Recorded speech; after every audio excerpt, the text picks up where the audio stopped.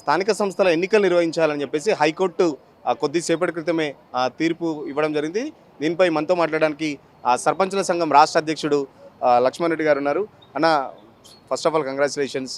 High court తీర్పు మీకు అనుకూలంగా వచ్చింది, ఎట్లా చూస్తున్నారు? అంటే ఈ తీర్పు అనేది సర్పంచ్లకు ఒక్కరిగా తెలంగాణ ప్రజలకు సంతోషకరమైనటువంటి విషయం. ఎందుకంటే గ్రామాలలో పాలక వర్గాలు లేక, గ్రామాలలో సర్పంచులు లేక, వార్డు నెంబర్లు లేక పట్టించుకునేటోడు లేడు. అంటే పరిపాలన అనేది పడకేసింది. పారిశుద్ధ్య నిర్వహణ అనేది అసలు జరగడం లేదు. మంచినీళ్ళకు కూడా చాలా ఇబ్బందులు పడుతున్నటువంటి పరిస్థితి. ఈ సందర్భంలో మరి 3 నెలల లోపల ఎన్నికలు నిర్వహించాలని ఏదైతే కోర్టు తీర్పు చెప్పిందో చాలా సంతోషకరమైనటువంటి విషయం ఈరోజు.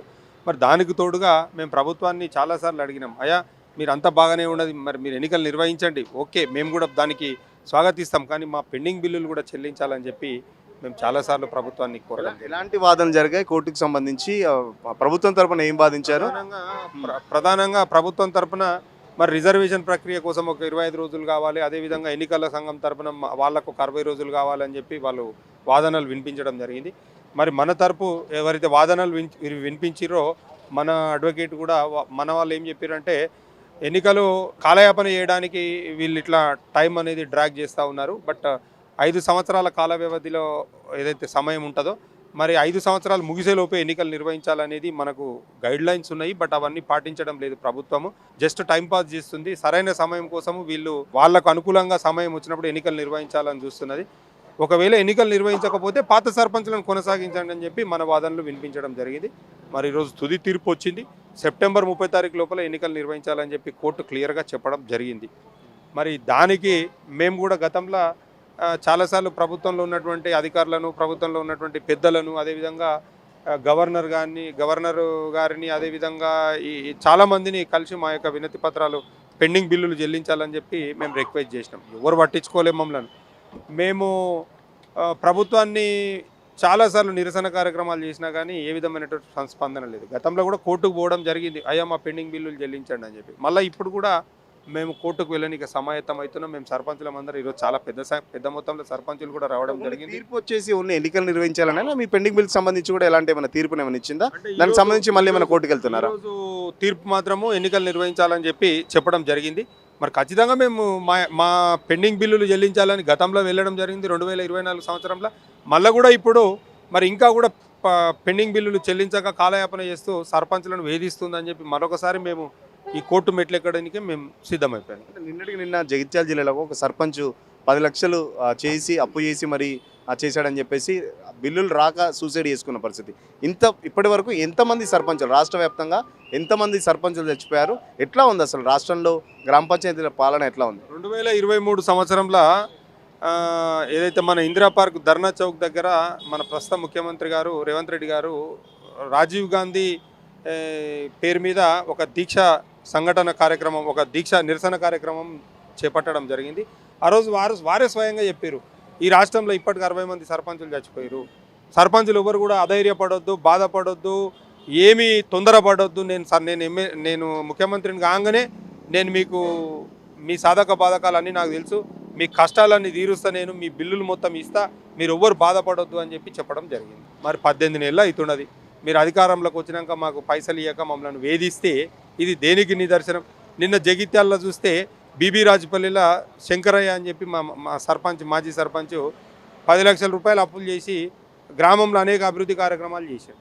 ఎన్నోసార్లు అధికారుల దగ్గరకు పోయిండు, ప్రభుత్వం దగ్గరకు పోయిండు, అక్కడ ఉన్నటువంటి స్థానిక ఎమ్మెల్యే గారిని కూడా చాలాసార్లు మొరబెట్టుకున్నారు, ఎవరు పట్టించుకోలే. తీవ్ర మనస్తాపానికి గురై ఇప్పుడు అప్పు తెచ్చినప్పుడు దానికి వడ్డీ కట్టలేక తీవ్రంగా ఇబ్బంది పడుతుంటే దిక్కుదోచని పరిస్థితులలో అతను ఏం చేసిండు, ఆత్మహత్య చేసి పురుగుల మందు తాగి అతను చనిపోవడం కూడా జరిగింది. మేము ప్రభుత్వాన్ని మీ ద్వారానే మేము డిమాండ్ చేస్తూ ఉన్నాం, ఎవరైతే మీరు చేసినటువంటి ఈ క్రతువులో తన ప్రాణాన్ని కోల్పోయిండో ఆ కుటుంబాన్ని ఆదుకోవాల్సినటువంటి బాధ్యత ఈ ప్రభుత్వం మీద ఉన్నది. ఖచ్చితంగా ఆ సర్పంచ్ను చంపినటువంటి పాపం మీకే తగులుతుంది. అది ఆ కుటుంబాన్ని మీరు ఆదుకోవాలి. ఆ కుటుంబాన్ని ఆదుకొని ఆ కుటుంబానికి ₹1 కోటి మీరు ఎక్స్గ్రేషియా ఇవ్వాలని చెప్పి నేను మీడియా ద్వారా నేను కోరుతా ఉన్నాను. ఏదైతే ఈరోజు కోర్టు తీర్పు ఇచ్చిందో ఈ కోర్టు తీర్పును గౌరవించి మీరు 3 నెలల ఎన్నికలు నిర్వహించాలి. ఎన్నికలు నిర్వహించే లోపల సర్పంచులు గ్రామాల వారీగా మీరు వివరాలు తెప్పించుకోండి. గ్రామాల వారీగా వివరాలు తెప్పించుకొని సర్పంచుల యొక్క పెండింగ్ బిల్లులను కూడా మీరు వెంటనే చెల్లించాలి. ఎన్నికలు నిర్వహించే లోపే పెండింగ్ బిల్లులు చెల్లించాలి. లేకపోతే ఖచ్చితంగా మేము మళ్ళొకసారి మా ఉద్యమాన్ని తీవ్రతరం చేస్తాం. అదేవిధంగా మేము ఆల్రెడీ కోర్టుకు మా యొక్క అభ్యర్థనను కోర్టుకు తెలియజేయడానికి మేము ఈరోజు సమాయత్తం అవుతా ఉన్నాము. ఏది ఏమైనప్పటికీ మీరు ఎన్నికలు నిర్వహించే లోపలనే మా పెండింగ్ బిల్లులు ఇవ్వాలని చెప్పి మీ ద్వారా ప్రభుత్వాన్ని డిమాండ్ చేస్తూ ఉన్నాను. ఇంతవరకు ఎందుకు ముఖ్యమంత్రి సమీక్ష చేయట్లేదు? పెండింగ్ బిల్స్ ఇప్పటి వరకు ఎంత ఉన్నాయి? మీరు చెప్పే ఒక లెక్క ఉంది, గవర్నమెంట్ చెప్పే ఒక లెక్క ఉంది. అసలు పెండింగ్ బిల్స్ సంబంధించి గవర్నమెంట్ దగ్గర ఒక ఫిగర్ ఉందా ఏమన్నా? తెలంగాణలో ఏమైపోయిందంటే అనుభవం అనేది ఒకరిది అయిపోయింది, ఆర్భాటం అనేది ఇంకొకరిది అయిపోయింది. ఇప్పుడు పెండింగ్ బిల్లులు ఎన్ని ఉన్నాయని మేము 1200 కోట్లు ఉన్నాయని ముందు నుంచి మేము చెప్తున్నాం. 1200 కోట్లు లేవని మీరు మీరు మీరు ఇప్పుడు పంచాయతీ అధికారులు కానివ్వండి, పంచాయతీ కార్యదర్శులు కానివ్వండి, స్పెషల్ ఆఫీసర్లు కానీ అందరు మీకు లోబడి పనిచేస్తున్నోళ్ళే. గ్రామ పంచాయతీ వారిగా మీరు డీటెయిల్ తెప్పించుకోండి. ఆ డీటెయిల్ తెప్పించుకుంటే ఈ తెలంగాణలో ఎంత పెండింగ్ ఉన్నది మీకు తెలుస్తుంది కదా. మీ దగ్గర వివరాలు మీ దగ్గర పెట్టుకొని మీకు క్లారిటీ లేక మీరు ఏం చేస్తున్నారో మీకే తెలియక మీరు తలా ఒక మాట మాట్లాడుకుంటా ఈ తెలంగాణ ప్రజలను మోసం చేస్తున్నటువంటి సందర్భం ఈరోజు ప్రజలు మొత్తం గమనిస్తున్నారు. మీరు ఇచ్చిన హామీలు నెరవేర్చకపోతుంది. గడిచినటువంటి 5 ఏళ్లలో మేము పనిచేసి మేము కన్నమ్మ సిరబడి మేము ఎంతో ఇబ్బందులు పడి అప్పులు చేసి మేము బంగారాలు అమ్మి ఆస్తులు అమ్ముకొని మేము ఈరోజు రోడ్డున పడ్డా కానీ మీకు కనికరం వస్తలేదు. ఎందుకు మేము గ్రామాలలో అభివృద్ధి చేయడమే మేము చేసిన పాపమా? మేము మా వ్యక్తిగతమైనటువంటి ఇంటికి మేము పని చేసుకోలేదు. ఒక పర్టికులర్ పార్టీకి సంబంధించినటువంటి వ్యక్తి కోసం మేము పనిచేయలేదు. సర్పంచ్ అనే వ్యక్తి ఇర్రెస్పెక్టివ్ ఆఫ్ పార్టీస్ గ్రామంలో ఎవరైతే మంచిగా ఉంటాడో, ఎవరైతే అందరితోటి కలివిడిగా ఉంటాడో, ఎవరైతే అనుభవం ఉంటుందో, ఎవరికైతే పని చేయగలుగుతాడో, సమర్థత ఉన్నటువంటి నాయకునిగా సర్పంచ్గా ఎన్నుకుంటారు. మేము అట్లా అందరికీ పని చేసినాము, అన్ని పార్టీల వారికి పని చేసినాము. మేము పని చేస్తే మీరు బిల్లులు ఇవ్వక ఇంకా మీదంగా మీరు పోయిన సర్కార్లో పనిచేసిరు బిల్లులు ఎట్లా అడుగుతారని చెప్పి ఒక ముఖ్యమంత్రి చెప్పడం అది కరెక్టా అండి?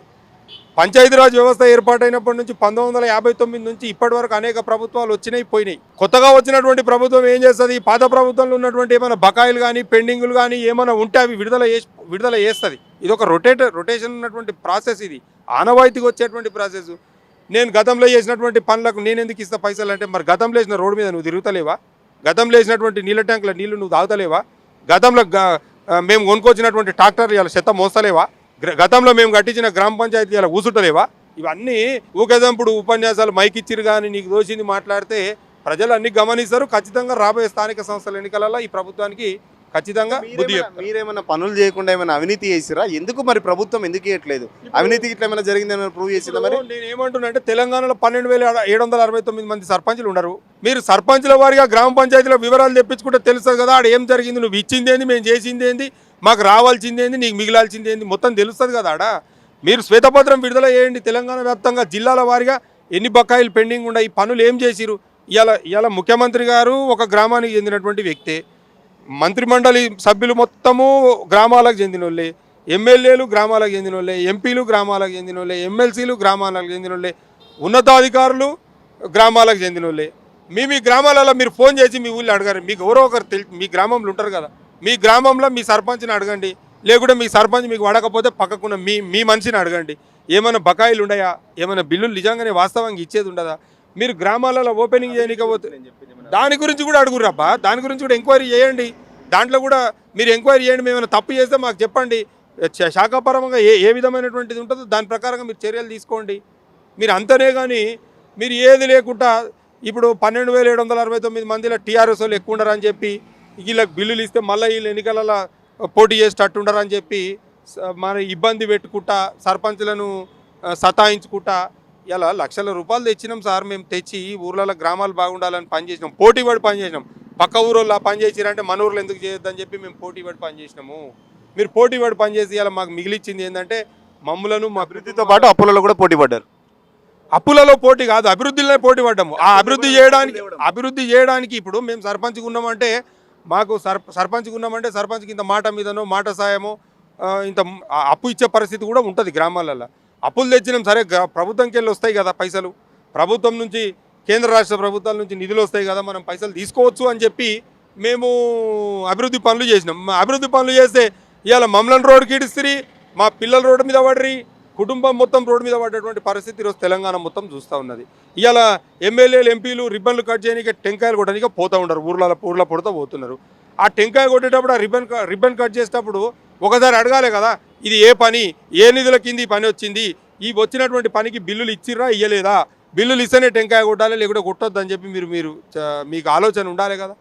ఇప్పుడు మీరు ఉన్నత స్థాయిలో ఉన్నారు, ఎమ్మెల్యేలు ఎంపీలు ఉన్నత స్థాయిలో ఉన్నారు. ఫైనల్గా చెప్పండి, రాష్ట్ర ప్రభుత్వం ఇప్పటికే దివాలా తీసిందని చెప్పేసి ముఖ్యమంత్రి చాలా రోజుల కింద చెప్పడం జరిగింది. ఒకవేళ సర్పంచ్ మీ పెండింగ్ బిల్స్ క్లియర్ చేయకుండా సర్పంచ్ ఎన్నికలకు పోతే ఏం చెప్తారు ఒక మాటలో రేవంత్ రెడ్డికి? రాష్ట్రం దివాలా తీసిందని ఒక ఇంటి పెద్ద అయినటువంటి ముఖ్యమంత్రి గారు చెప్పడం అనేది హాస్యాస్పదము. ఈ తెలంగాణ ఎవరు కొనుక్కుంటలేరు, లేకుంటే ఈ తెలంగాణను కూడా అమ్ముతారు. ఈ తెలంగాణ కూడా కొనేటోడు దొరికితే తెలంగాణను కూడా అమ్ముతారు. అట్టుండదు పరిస్థితి. ఎందుకంటే ఎన్నో కష్టాలు పడి సాగు దగ్గరికి పోయి ఎంతో తిప్పలవాడి ఆ పెద్ద మంచి తెలంగాణ తీసుకొచ్చిండు. ఆ పెద్ద మంచి తెలంగాణ కోసం కొట్లాడుతుంటే తెలంగాణ మొత్తం పార్టీలకు అతీతంగా ఏకమై ఆయనకు సపోర్ట్ చేసి ఈ తెలంగాణ సాధించుకోరు. 10 సంవత్సరాలలో ఈ తెలంగాణ అభివృద్ధి కోసం ఎంతో కష్టపడ్డాడు. మౌలిక వసతుల ఏర్పాటుకు ఎంతో కష్టపడి 6 నిమిషాలు ఆలోచన చేసి నేను ఏమంటున్నానంటే తెలంగాణ రైజింగ్ స్టేజ్లో ఉన్నటువంటి తెలంగాణను మీ మీ అనుభవాలేమితోటి మీ మాటలతోటి మీరు ఒక్కసారిగా తెలంగాణను నిర్వీర్యం చేసిరు. తెలంగాణను అధోగతి పాలు చేసినటువంటి సందర్భం ఈరోజు కనిపిస్తున్న. తెలంగాణను ఆగం చేసిరు. ఇలా చూడుపోరి రియల్ ఎస్టేట్ ఆఫీసులలో ఒక్క రియల్ ఎస్టేట్ ఆఫీసులో ఒక్కడు కనబడతలేడు. ఒక ప్లాట్ అమ్ముకుంటలేడు, భూమి అమ్ముకుంటలేడు. రోడ్ల మీద పడి పాపము దుర్భేద్యమైనటువంటి జీవితం గడుపుతూ ఉన్నారు. ఉద్యోగస్తులు కూడా ఒక్కరు కాదు. ఇవాళ నువ్వు ఇచ్చింది ఏమున్నది, బస్సులో ఫ్రీ బస్సు పెడితే రోజు పంచాయతీ పీకులాటనే పెట్టినావు బస్సులలో. నువ్వు రుణమాఫీ చేసినా అంటే ఎవరికి చేసినావో నీకే స్పష్టత లేదు. రైతు బంధు వేసినావు అంటే రైతు బంధు ఎవరికి వచ్చింది అనేది నీ తన క్లారిటీ లేదు. 5 ఎకరాలు ఉన్నోనికి 4 ఎకరాలు వేస్తేవి, 4 ఎకరాలు ఉన్నోనికి 2 ఎకరాలు వేస్తేవి, ఎకరున్నోనికి అసలు ఏకనే పోతివి. ఆ స్పష్టత లేదు. దళితులకు 12 లక్షలు లోన్ ఇస్తా అంటివి, అది ఇవ్వకపోతేవి. పిల్లలకు స్కూటీలు ఇప్పిస్తా అంటివి, అది లేకపాయే. ఇంకా నేను తులం బంగారం మ్యారేజ్ అయిన వాళ్ళకి 1,00,000 రూపాయలు ఇస్తుంటే లేదు నేను తులం బంగారం ఇస్తా అని చెప్తే అది లేకపాయే. ఇక ఏం చేస్తున్నావు చెప్పు? ఏమైనా మైక్ దొరికిందంటే కాకుండా ఇంటికాడ నేర్చుకొచ్చింది చదివితివి పోతివి. మా పరిస్థితి అర్థం చేసుకోవాలి కదా. నువ్వు ఊళ్ళోకి వెళ్ళి వచ్చినవే కదా, నువ్వు గ్రామంలోకి వెళ్ళి వచ్చినవే కదా. మేము పైసలు లేక మేము నానా అవస్థ పడుతున్నాం అబ్బా, బిల్లులు లేక. మాది ఎంత అండి, మా చిన్న గ్రామ పంచాయతీలలో మా పరిస్థితులు ఎంత, మా బతుకులు ఎంత, మా బిల్లులు ఏందో 18 నెలల నుంచి నెలకిన్నిచ్చినా అయిపోతుండే. ఇప్పటికీ నెలకిన్నిచ్చినా అయిపోతుండే. జిల్లాల వారిగా మీరు వివరాలు తెప్పించుకొని నెలకిన్ని రిలీజ్ చేసినా ఈ పాటికి అయిపోతుండే. నువ్వు బిల్లులు ఇవ్వకపోతేవి, మమ్మల్ని రోడ్డు మీద తెస్తేవి. ఏం చేయాలి మేము?